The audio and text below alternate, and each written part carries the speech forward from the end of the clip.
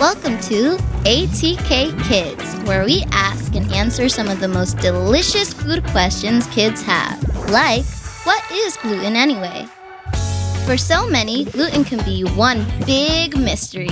So let's break it down. Gluten is a network of proteins or tiny molecules found in many baked goods. And most baked goods start with wheat flour, which contains two kinds of protein called glutenin and gliadin. Both are coiled up pretty tightly, and when flour is dry, they stay apart from each other.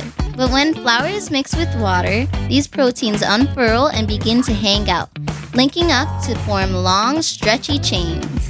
With time kneading or mixing, those linked proteins form a network, kind of like a spider web.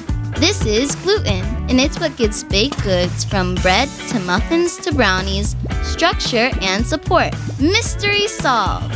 But did you know? A strong gluten network gives some baked goods like breads their tall height and chewy texture. Soft, tender baked goods like cake only have a little bit of gluten.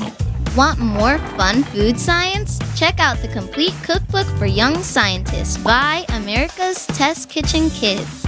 Don't forget to like and subscribe to our channel and stay tuned for more from ATK Kids.